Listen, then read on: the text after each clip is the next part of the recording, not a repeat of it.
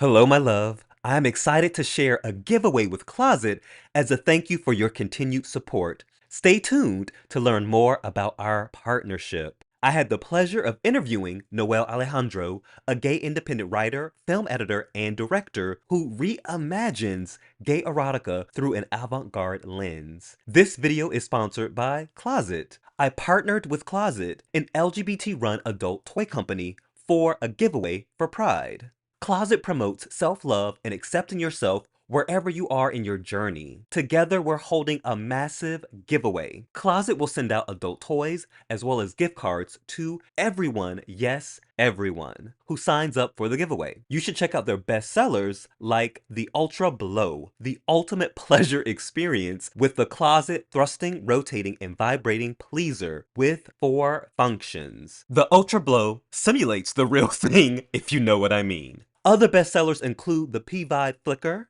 a stimulator for you-know-what, and this incredible prep tool with 10 modes. To enter the giveaway, go to the giveaway link, which is on the screen and also in the description, and everyone who signs up for the giveaway wins something. Now, stay tuned. So, Noel, you stated previously that erotica should have a thought-provoking beginning to give the characters a reason to exist together and to showcase the beauty in the intimate moments. How did you discover gay erotic film and why is it important to you? Well, I actually never got to discover gay erotica film as a thing. To me, it's not about eroticism itself. The eroticism in my movies is purely an accident, let me tell you. To me, I always was intrigued by different filmmakers, and I always wanted to make movies or to learn, well, to discover or realize what is making a movie like. What does it mean to narrate, to tell a story? To me, that's been always the motorway. But the fact that I started to make adult movies, it was because I met the feminist filmmaker Erika Lust. Erika Lust is this. She's a Swedish filmmaker based in Barcelona. She's one of the biggest in Europe. Probably, to me, it's one of the biggest. And I started to work with her as a film editor, and I, of course, I got contaminated with her vision of and her values that pornography needs to be redone, needs to be reinvented. Dignity, let's say, needs to be bring back to pornography as it where it belongs. Pornography started being narrative films in the 60s, but then with the past decades, it started to drop all the narrative because, of course, it was complicated, and actually they were probably making same money or even more just showing the sex parts. So they say, why would we bother making like all the fiction part if people they will pay for watching the sex? Why would we bother? And then this is what happened. It got industrialized, let's say, in the 90s, and in the last decade, it's sort of coming back to the beginning. We are a few directors bringing dignity. I don't like to say dignity because I don't find nothing. I don't think it's not there's not dignity in mainstream porn. I'm very respectful with that because I'm actually a consumer, so it would be very hypocrite. But it's true that there are like a process back to bring plot and narrative. So to me, after working with Erika for a few years, doing like bisexual, straight, and some of gay porn, of course, to me it was clear that I had to also demonstrate to everyone and to myself that a gay adult movie could be done without being necessarily framed into a porn, into a porn scheme. You keep it in your hand. If you let it go, we stop everything immediately. It's my way of knowing. I would say like as mainstream cinema, but where the sex happens. So that was always the challenge, to make a movie that could be sort of taken serious itself, But of course, you have to fight and to deal with a lot of stigmas and a lot of cliches and a lot of people making fun out of you because they still think just because you're making porn, they can make fun about it.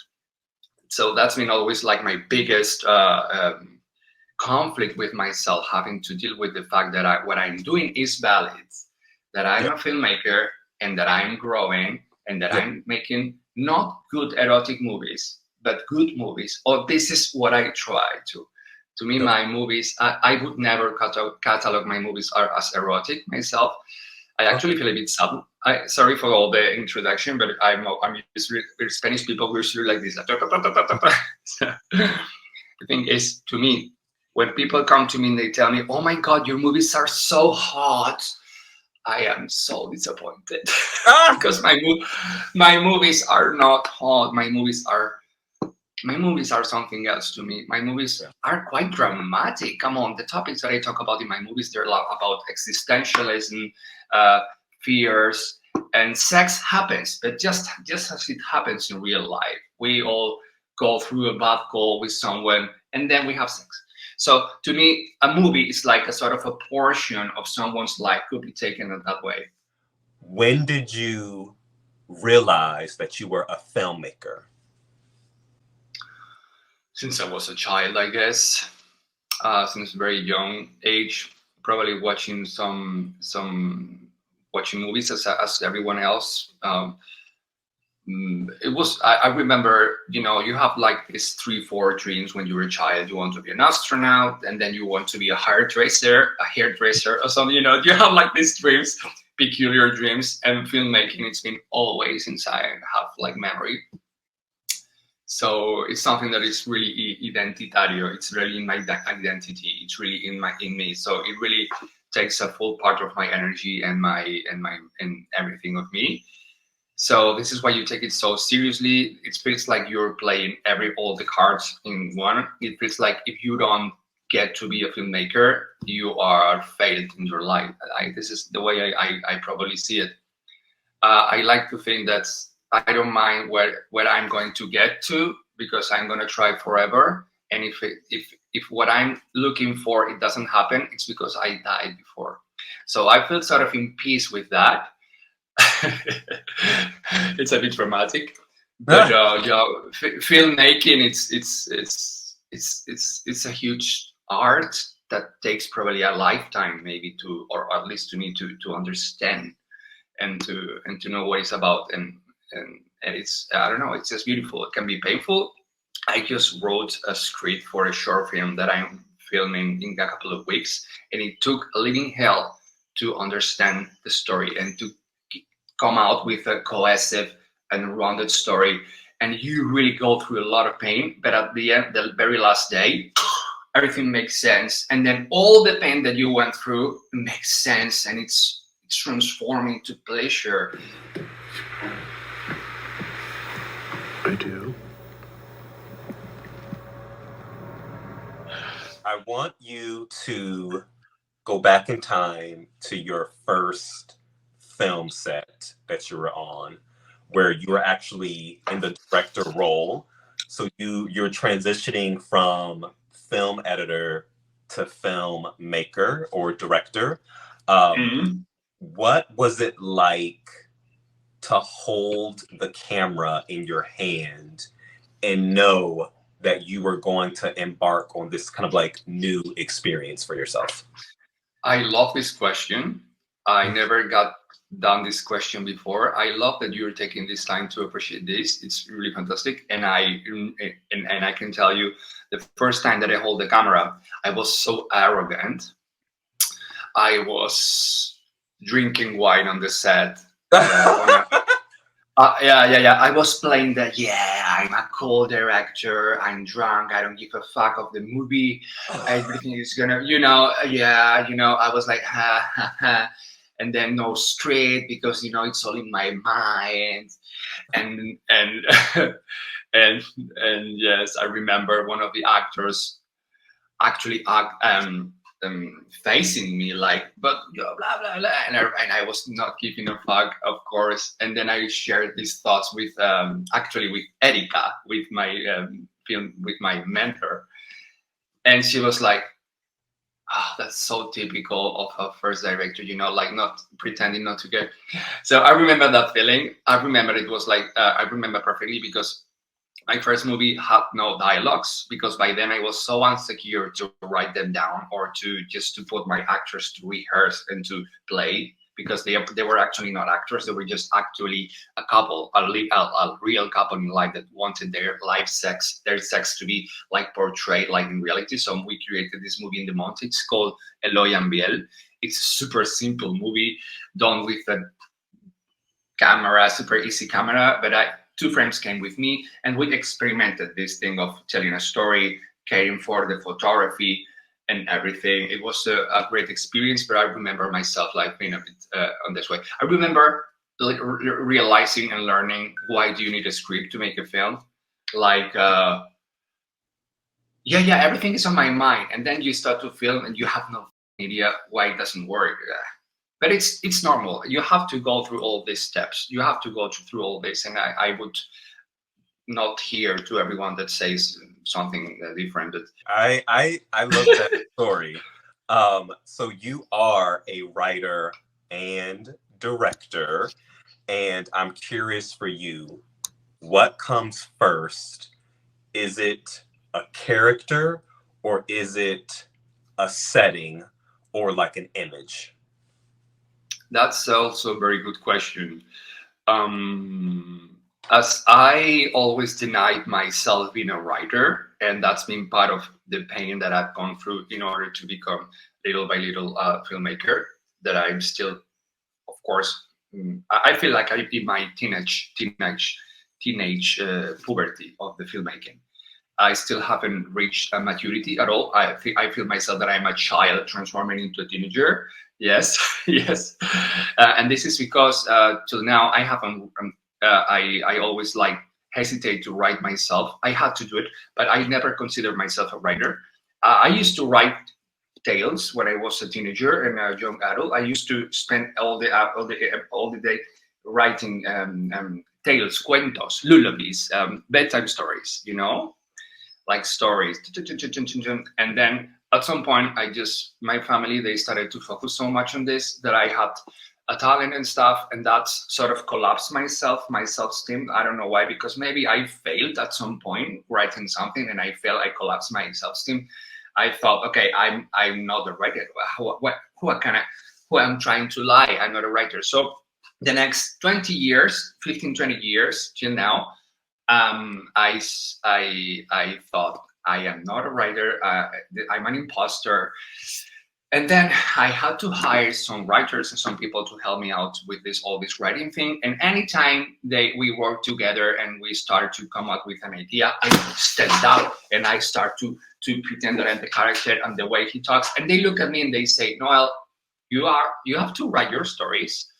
You have a lot of imagination, and like get yourself to work and start to write yourself. And then I also had a few conversations with other people, and they say, no, you don't have to be a writer in order to be a writer. Yeah.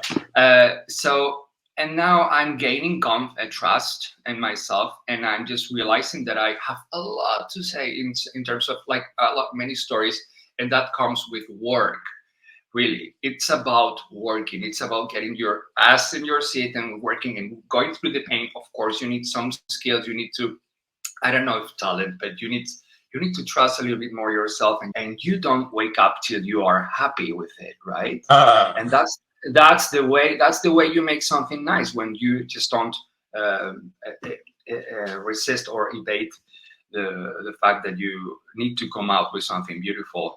And so the question, what comes before? I'd say usually it comes with an image.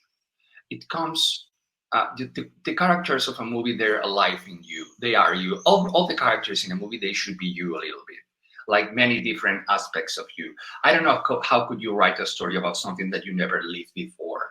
I mean, you can do it. Maybe at some point you can do it, but usually it's about when you give life to a character in your head, it's probably the way they talk a little bit like you. They move like you. Because it's you are giving them life. So usually I have an image, and then you have different images in your head. Oh, this is cool. It would be beautiful. I don't know if this person starts to fly. He's like walking on the street, and all of a sudden he starts to fly around. Okay, so let's make a story about it. What is this person? What is he doing? Where is he going? And then you start to create the story around. And then you have to give cohesion and coherence to all the story around, because all the people who is in the movie, they have lives. They are have a past, they have a present, they have a future, and the more you understand what is the past of every person, the more alive and the easier will be this story to conclude into something believable, beautiful, and captivating. So it's many things usually. But it comes one day. You just walk on the street and you have this idea, oh, let's do a story of someone unburying his boyfriend from the ground. And then he drags him home and then he cares for him. And this person comes back to life. And then it's usually you. Every character you're talking about, it's you. It's something that happened to you somehow. It's a metaphor or something that made you feel that way. But every character you're talking about, all my characters in my movies, the ones that I made, the ones that I'm doing, and the ones that I will make are basically me or stories that I've been going through. You have directed over 20 films. Which film is your favorite and why? All the movies that I made till date, they are very, very we need to consider that these films, they've been done without a lot of knowledge of filmmaking or writing or even budget. But it's more like a feeling that I have that I still have a lot to learn and into getting before I could feel. But the first movie that I felt that I could call myself a film director, finally, like being close to 40 years old, is the last movie that I'm going to release in a few weeks. It's called Remember I Am Dead. That is the first time that when I was in the set looking at the screen with all people around me, and we were all like, wow, this is so beautiful. We've been here for 14 hours and we don't care. Like, we've been working here for 14 hours today. Everybody's so exhausted, but we don't care because this is what we came for. This, what we created, this set, this character, everything what's going on. This is cinema, you know.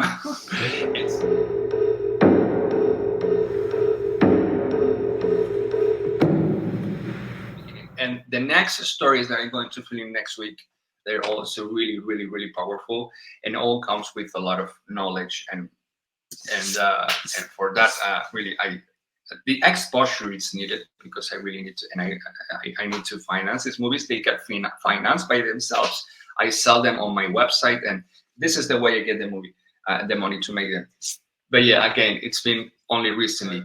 I have a beautiful film called Call Me a Ghost. I think that was my favorite first film, and this film I'm giving it for free on the website. So if you just subscribe to my newsletter, you get in exchange a film, and it's called Call Me a Ghost.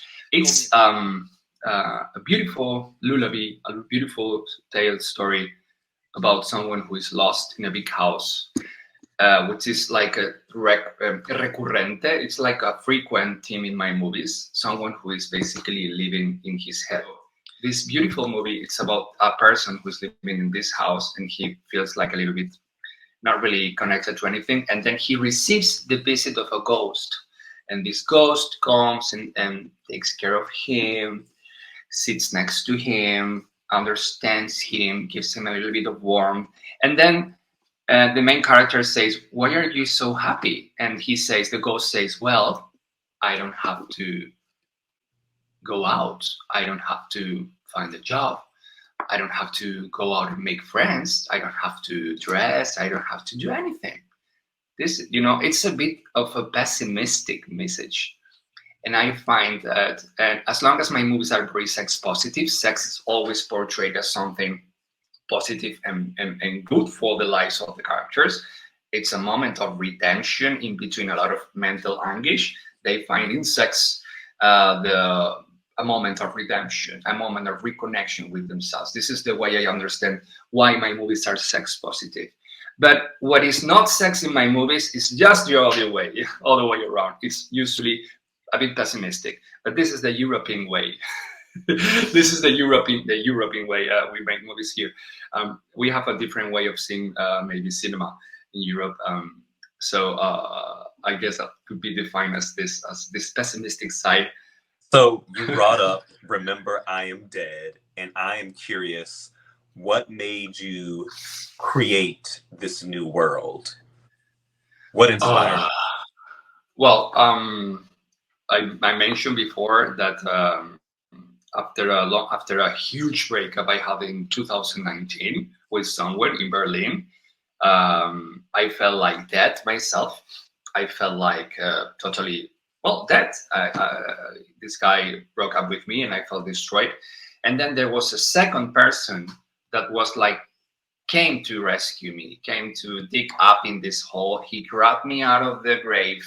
He took me home. He cared for me. We fell in love, and we started this relationship. But at some point, as hard as it sounds, it wasn't really my call. This person, somehow, this person, he took good care of me, and he dragged me out of the grave. And then we had a romantic year, I'd say. But at some point, it was not my place, and I asked him, please. I didn't ask him anything. I basically had to step out of this life because I wasn't really happy. But this movie, it's a little bit a metaphor for this. It's twist. The movie is actually not about that, but the idea comes from there. Someone going to the grave, digging up a boyfriend, which in the story is an ex-boyfriend. In real life, I wasn't an ex-boyfriend of him. I was just a new lover. But I thought that it was very interesting, the fact that this person take me out of the grave. I came back to life with him, and then at some point I just had to come back to my grave, you know. And this is a little bit because I was actually dead. And the story, Remember I Am Dead, is basically a beautiful metaphor, if you allow me to tell. It's a metaphor for past relationships that we don't get over, and that and the falling in love with an idea, something that it happened already and it's gone, but we would still probably fantasize with this person. But this is an idea, and you need to get over it, right? So I'd say that this story is a little bit this.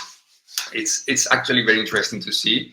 Love is universal. No matter what language you speak, no matter what country you grow up in, all understand what is love. We understand the importance of love. And that's what I love about gay cinema.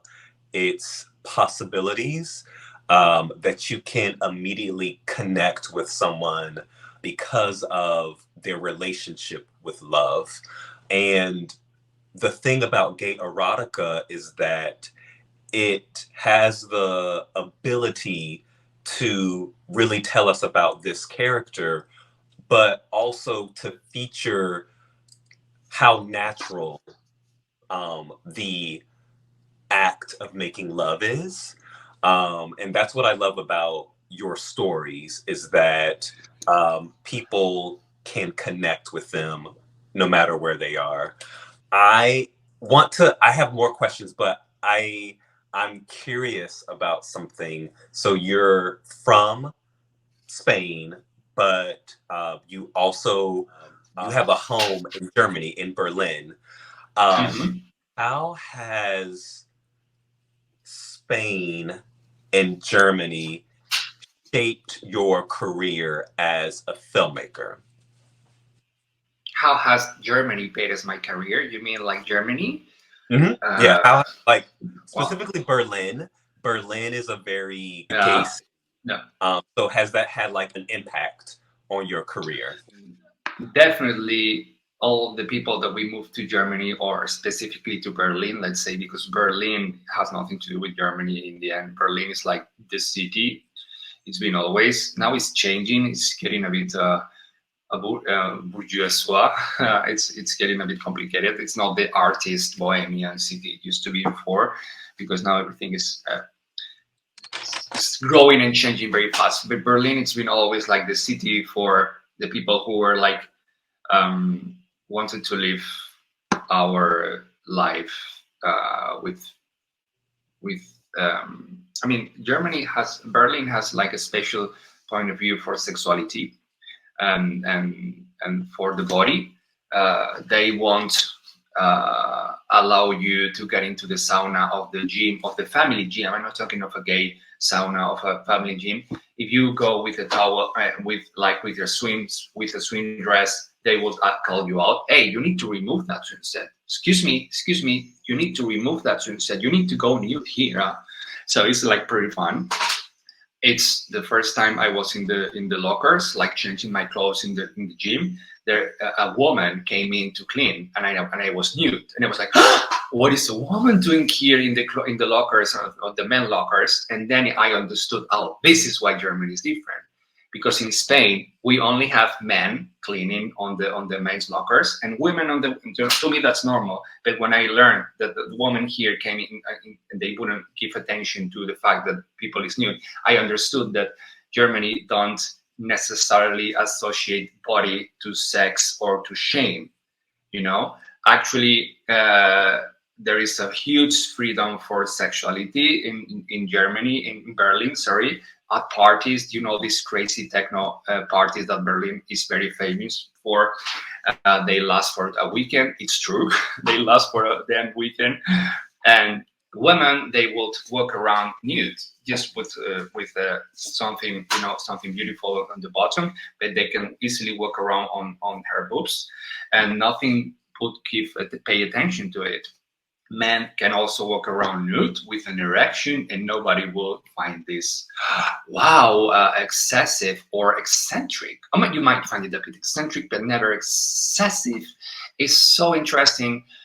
So the way we are attracted to the city, it has to do with a little bit this freedom with the way we see sex, and so this is for what I find always Berlin a great place to live or to discover. In my case, I've been there for 7-8 years now, and in my case, as I'm growing a little bit now, I don't give much more attention to partying and everything. To me, it's just something I don't care that much anymore.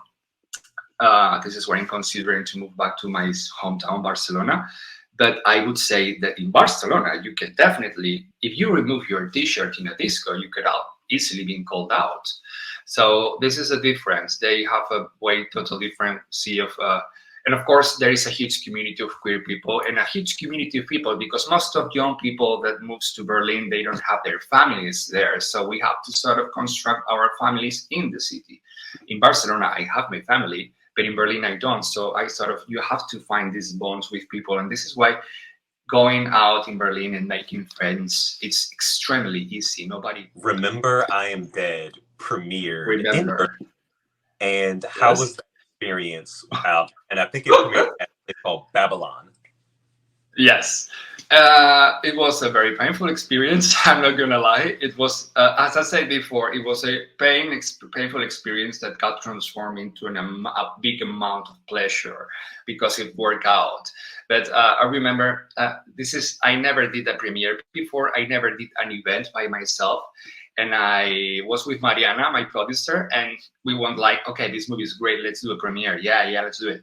We went for a small room, for a small cinema, and we were like, it's good, it's good, but let's do it a little bigger. And then we went to another cinema, and we were like, oh, you know what, this is also nice and feels great. Oh my God, yeah, it's amazing. But let's do it a little bigger. The movie deserves it. And then we went to Babylon, 500 people.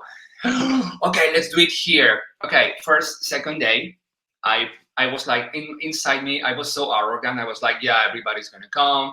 I'm just gonna publish on my Instagram. I'm just gonna send a newsletter, and everybody's gonna come. And just talk to a couple of friends. Well, the first days you could only see 3, 4, 5 locations sold. In the 500, I could only see 5, 6. This is my end. I was like, okay, this is not the end, but this is like probably the worst thing that ever happened to my life. It's like if you plan like a huge birthday and nobody comes, and the 2 people that comes is gonna be like, oh my God, So I felt like that, and we had to do a huge effort, like, okay, we need to do posters, we need to promote the event, because we need to call to people, talk to people, invite people, let's do it. And at the end, it worked out. It was a huge success. We had a full house. Oh, the movie, it was so complicated and so painful that I literally wanted to jump out the balcony. And I know I'm not supposed to say this, but I really want to be honest with all the process. And it was very complicated, but it worked out. I was in in this, I was feeling like shivers. It was so beautiful. There were like a couple of mistakes on the projection of my movie by my side, and I didn't even care because it was so great experience, like seeing my friends and seeing everyone, and everybody came to watch my first serious court-metrage short film, like properly done. That it felt like, okay, this is maybe the way. I just need to take another step, and then another, and then another, and then another, and then at some point it feels like you're always on the same spot. But if you walk back and you see, hey, it's been a long distance, this is working. Let's continue. Let's see what this takes me. I think it's getting into something really, really interesting. And there's not a lot of directors out there doing this. And I'm not seeing this. I'm trying not to say this with arrogance. Actually, it's a bit weird because I thought like many years ago that there would be plenty of film directors doing sex movies the way I do. And after the years, there's still nobody. Nobody wants to do this because, of course, it's complicated. We're talking about sex. Real filmmakers, they won't allow themselves to do this. Studios that go a little bit more arty, they probably give up because they say it's expensive, it's complicated. Why would we bother? This you only do it if you are really, really motivated to do it because you really believe. So it's basically the premiere was something amazing, and I think it's gonna be just the first one. I don't know if I'm gonna go bigger for now, rigorous, but because it was complicated. But yeah, it was a huge experience. I'm very grateful for that. I want to talk about the first film of yours that I saw. It was Obituary, My Name is Leo, and you worked Bishop Black. And I feel like that was shot in Berlin, but I can't remember because I watched a few of them. But I'm curious, with that particular film, what came first? Was it the characters, the story, or did you have an idea about the actors that you wanted to work with and you created the story kind of like around them? This story, it's about a guy who's going to do a casting, and then he takes a seat, and then he is asked to read the text on a way. And then once it's done, the director says, okay, now do it on this way. The same text, but on this way. And then he changes his face and then do it on another way. This is inspired, but this is seen, this movie called Simone with Winona Ryder.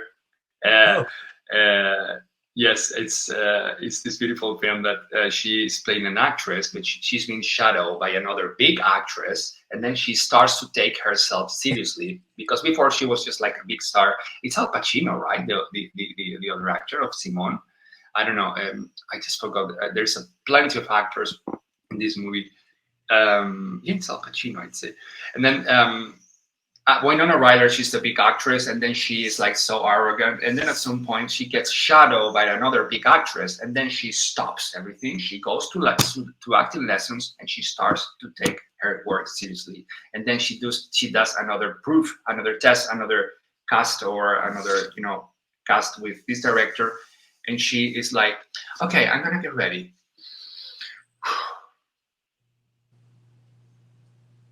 And you can see her getting in character. And this was what I wanted to, like having someone like doing this. Of course, it was a bit more complicated than expected. He did a good job. But then also, we wanted to play with this idea. But then there is a second part in this story, which is Bishop Black. Bishop Black, I don't know why it became in my movies as a sort of a angel of death, but a pleasant and attractive and friendly angel of death that we all could wish for. In my stories, Bishop is always portraying someone who comes to tell you, no, he doesn't tell you anything. He just comes when your life is gone, it's over, and he appears beautiful and handsome and smiley, but politely asking you to come with him because he's this person who's going to take you to the other life, and also he can also have sex with you for the last time if there's chemistry in this connection. So I thought it was like a beautiful and very powerful erotic story, and it got repeated in many different stories of mine. Bishop Black, he appears in 3 movies of mine. Actually, the 3 times he's like sort of playing the same character. This person who comes to make your end of life a little bit more pleasant. My movies, they all talk about death and going to the afterlife. Typical white European existentialism, I guess. In the end, is a little bit like that. Complaining about life. It's a little bit very classical. And you have worked with a handful of adult film performers. Who is your dream adult film actor that you would like to work with in the future? I don't have one. Okay. Really, I don't have one. I don't pay attention to metrics. I don't pay attention to followers. Even if I should, definitely. But I get more motivated by other aspects. I get more motivated by people who's motivated to do it, or to people that believes on the project. That's my main motivation, working with people who really believes what I'm doing. And also I'm motivated by something else, but not their physique, but their physique, their look, their face, if they have like this charisma for the camera, or if they have it's not about if you're like too handsome, it's complicated because we need something else. If you're like too well shaped, it's also complicated. So we need something which is like believable, something that can be believable, and also it's about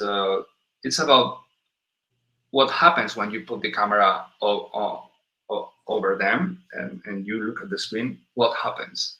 This is what is more interesting to me. So I really don't have like an actor. Well, I mean, I have a bunch of people that I want to work with, a lot of people, but I don't have like a big actor. I mean, it would not come necessarily from the adult industry at all. I think it would come more from other fields. What are a current either Spanish movie or TV show that you're obsessed with? I actually took no time to watch movies or TVs lately because of all the workload that I'm handling. But the last show that I'm watching, which is not current at all, I'm rewatching American Horror Stories third season. Coven, the one with the witches. I'm just going through that again. Actually, that's the because I tried to watch the last season, but it's on Disney Plus. It's only till the half of it, and the second half with Kim Kardashian and Emma Roberts, it's not there. So I was like, okay, and then but I actually haven't gone to the movies lately. Okay. I cannot even recall what is the last good movie that I watched in the movies. Oh wow. But I'm sorry, I cannot actually come out with something revealing or something interesting because I actually haven't watched. I've been writing a lot lately. So I have no idea. Where can people watch Remember I Am Dead? It's going to be available in my website, my platform, which is noelalejandro.com.